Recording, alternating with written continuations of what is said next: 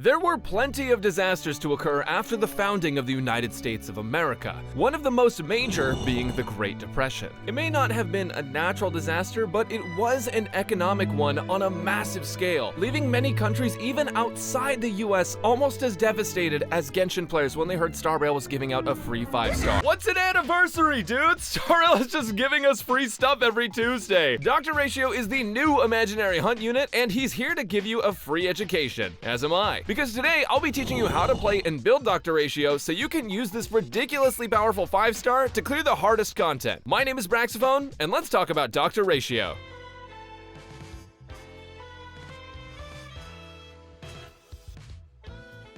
So if you've been to college or around college students, you probably know that textbooks are way overblown in price and made mandatory most of the time in order to pursue higher education. Well, luckily for you, the only one you need in Dr. Ratio's class is the one he's going to bludgeon you with. A book isn't an effective weapon, so you should always skip his basic attack and opt to use his skill. Dr. Ratio's skill is high single target damage, and with the help of his talent, he has a 40% fixed chance to land a follow-up attack that deals a ton more. Every debuff that the enemy has will increase the fixed chance by 20%, meaning that with just 3 debuffs, you will always land a follow-up. Enemies take massive damage from the follow-ups the same way that I took massive emotional damage from professors following up on the homework I didn't turn in. When you use his skill, there's actually 2 traces that massively buff his damage potential. The first one gives him a base chance to reduce enemy effect resistance, which essentially gives him a debuff to use for free to proc his follow-up. And his other trace gives him a crit rate and damage buff based on the amount of debuffs an enemy has. It stacks up to 6 times, and the real kicker is that this buff is useful for the entire fight. All of his crit rate and crit damage buffs stick around for the entire fight and for all of his abilities. So you don't actually need to hit someone with 6 debuffs to max it out. You can hit someone with 3 debuffs twice. This man is sculpted like a Greek god. He definitely doesn't need all 6 debuffs at once. Something to know about his follow-up attacks is that if you defeat an enemy with his skill, his follow-up will actually target another random enemy. So you're never really losing damage from defeating enemies in the first place. Due to his doctorate in Gigachatology, he's able to drop a Greek pillar on an enemy with his ultimate, dealing a ton of damage and applying a buff that lasts for 2 triggers. Whenever a teammate attacks an enemy that has the buff from his ultimate,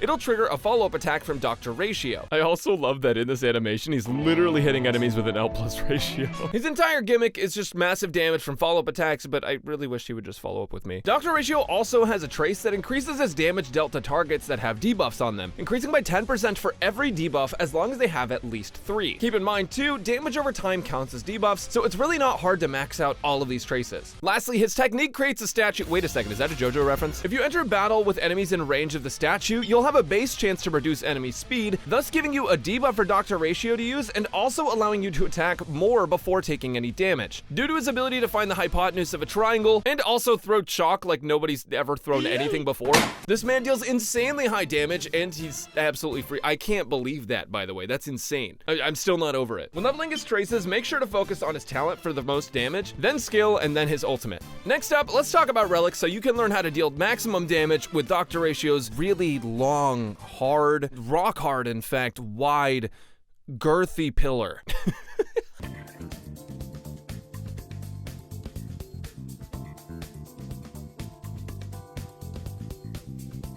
There's not many things to think about when you're playing Dr. Ratio. Most of the time, you just sit back and enjoy being degraded by a muscular scholar. Everything about this character is a W, including his relic, because a lot of options for him are shared with other characters, meaning you may not even have to refarm. His best in slot with 50% imprison uptime or more is 4-piece Wastelander, but if you're looking for a more general setup, you could just run 2 pieces of Wastelander and 2 pieces of Ash Blazing, which will give him 10% imaginary damage and 20% follow-up damage respectively. You can also give him a mix of speed or attack sets, and 4-piece Genius of Brilliant Stars is a top pick, especially against quantum weak enemies, while even still being just decent against enemies without quantum weakness. Now keep in mind that we don't currently have a debuff-centered relic set, and given Hoyoverse's history, they tend to release best in slot sets for characters after they've already been released. We also know that Penacony is next patch, meaning we'll get some new relics, so it may actually be worth waiting to farm sets for Dr. Ratio until the 2.0 livestream reveals what the new Penacony relics will do. For planar sets, Firmament Frontline Frontline Glamoth, Inertial Soto, Space Sealing Station, and Rutilant Arena are good options. I definitely prioritize one of the first two though. For main stats, it's really easy. You want a crit rate or damage body, speed boots, an imaginary damage sphere, and an attack rope. You can technically run attack boots too, but I wouldn't recommend it since speed is such a strong stat and also lets you run Glamoth. For substats, just try to get a good 1-to-2 ratio of crit rate to crit damage and get at least 135 speed.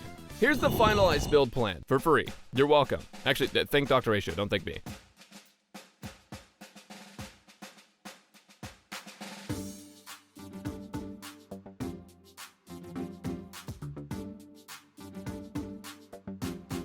W plus Ratio is kinda weird. He's sort of too smart to take anything seriously, yet he's also the type to call you out on minor spelling mistakes. If you pull for light cones based on their art, then you're incredibly based, but are we really gonna let the man with a rubber duck in his bathtub degrade us? Baptism of Pure Thought is his best in slot light cone, and it's incredibly strong on both him and other hunt characters due to its massive crit damage buffs and bonus ultimate damage. The defense ignore may not apply to everyone, but free crit damage is free crit damage. But if you don't want to swipe, then be gone!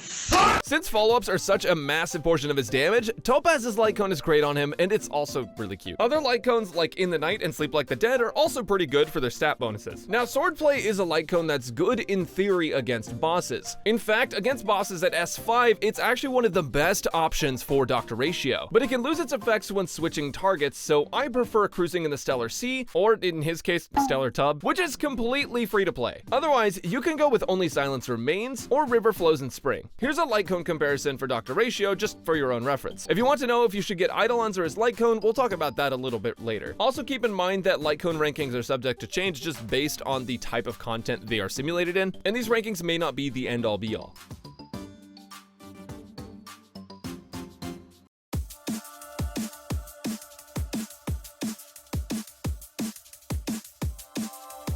A lot of folks are pretty worried about Dr. Ratio and how restrictive he might be. Wait a second. A lot of folks are pretty worried about Dr. Ratio and how restrictive he might be, so I want to tell you guys about all of the free-to-play friendly options you have, as well as some of the 5-star options, just so that you can kind of figure out exactly what team you want to build for the Rat Man. By the way, Dr. Ratio is the Rat Man, Sampo is the Rat. They're very different. With Dr. Ratio being a hunt imaginary character, he's going to be a single target damage dealer, which means that he can work well with single target debuffers like Silverwolf, but I'm going to talk about that in a minute because I want to show you my favorite team first, which is going to be Dr. Ratio, Topaz, Ruanmei, and Welt. Now, I will say using Welt as the sole preservation character in your party, even though he's not at all preservation, only works if you can break them and keep them constantly imprisoned. I found that this team does a ton of damage and is actually suitable for Memory of Chaos, especially this cycle, but also in a way you don't even really need it for this Memory of Chaos because it's all debuff focused. The idea with this is that Topaz and Numby apply Proof of Debt to enemies that counts as a debuff. Ruanmei's Rebloom kind of thing that delays enemy break recovery and stuff, that is also a debuff, and Welt has 2 debuffs he can apply as well, not accounting for Dr. Ratio's personal debuffs, and also the ability to imprison and the ability to break. All of these characters can apply a debuff in some way. And because of that, you can have 100% uptime on Dr. Ratio, which honestly just feels really nice to use. Topaz and Numby are going to enhance Dr. Ratio's follow-up attacks. Ruanmei is going to buff the damage of both Topaz and Numby and Dr. Ratio, and keep in mind that Topaz is a DPS, even though she is sort of enhancing Dr. Ratio here. So you're running a dual DPS comp that are both hunt, both single target, and Welt's personal damage can also be really solid. So buffed by Ruanmei, and it's even better. Overall, this team feels really solid to play. The only downside is that it's mostly useful for things like Memory of Chaos, but if you're going to go to like Simulated Universe without Abundance Blessing, or just place an Overworld, you would have to heal up periodically just because of the nature of this team not having preservation character or a healer, so over time your HP will drop, but for MOC where you can just start at full health and go for it, this team's pretty damn good. Now, alternatively, you can also just play preservation or a healer, and that's totally fine too. Now, for other characters that you can use for debuffs, you can also play Pela and Gwenaifen if you're just looking for some 4-stars. Pela will lower enemy defense, and you can even give her this light cone called Resolution Shines Pearl of Sweat, which is actually on my Gwenaifen. Gives you a chance to decrease enemy defense, and that would also be another debuff that you can account for. Gwenaifen applies dots, which are debuffs, by the way, if you're wondering. And she can also apply Fire Kiss to enemies, which is basically a vulnerability where enemies receive more damage to them, which is absolutely awesome. Japard can freeze enemies, which I believe counts as a debuff the same way dots do. But if I'm wrong about that, I guess I'll Toaster Bath in-game. And overall, you'll be able to get 100% uptime on Dr. Ratio's follow-up attack with this team. However, you don't have to use these characters. These are just 2 examples of 4-stars that you can use that can debuff. And Japard being a preservation is nice because Dr. Ratio being a hunt wants to avoid taking damage. He's very, very squishy, and Japard will prevent you from taking much of that.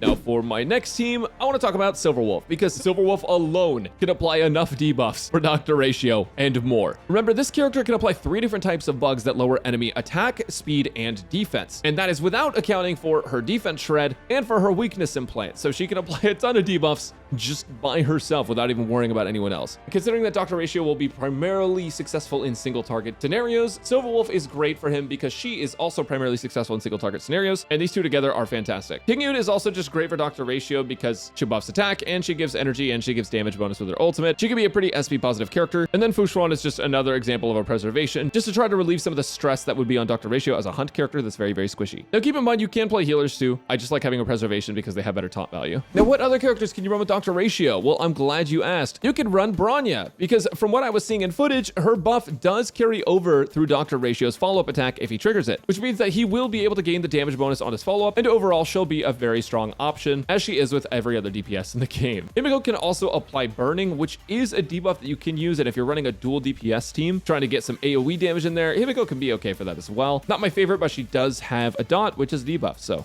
And the last character I want to talk about is Hanya, because she's honestly kind of weird. For whatever reason, the effect of Burden doesn't actually count as a debuff. I don't really know why, because it says that you inflict or apply burden to an enemy, but it ultimately is more of a buff to your teammates. I don't really know why this is the way it is. Dr. Ratio is pretty flexible, but I do really like playing him with Topaz Numbi and Ruan Mei. And because of the break extension, playing Ruan Mei and Welt against imaginary weak enemies with Dr. Ratio feels really, really solid. So this is my favorite team overall, but he's a pretty flexible carry and can be played with most supports. Next up, let's talk about what you're sinking your money.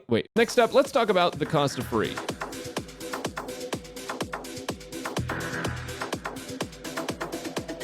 If you were going to be pulling on Emmett Selk when they first dropped that bomb on us, then you probably have extra Stellar Jades lying around. Or maybe you just immediately spent it all on Blade's Light Code. Well, Dr. Ratio's Eidolons are very strong and drastically impact his damage, at least at the higher cost ones. Not super early on, so let me explain. Because if he wasn't so good at E0, I might actually be mad about it. His E1 gives him an additional 4 stacks of crit buff from his major trace, and increases the maximum amount of stacks that you can have to 10 stacks, meaning that he can now get 25% crit rate and 50% crit damage, as opposed to 15% crit rate and 30% crit damage. It's 40 extra crit value that doesn't come from his relics, making it a really solid buff to his damage if you have bad relics, and just a decent buff overall if you have good relics. E2 is going to be a buff to his follow-up attack based on the amount of debuffs an enemy has, though it looks a lot better than it is. Decent damage increase, but nothing crazy. Eidolon 3 is the calm before the storm because it's honestly super mid. It's an ultimate and basic attack level up, one of which you'll never use, and the other which is not a super huge source of his damage anyways. But then you get to E4, which is crazy because it gives him 15 energy back for every follow-up attack triggered by his talent, which means that he's gaining 20 total energy on follow-ups from his skill instead of 5.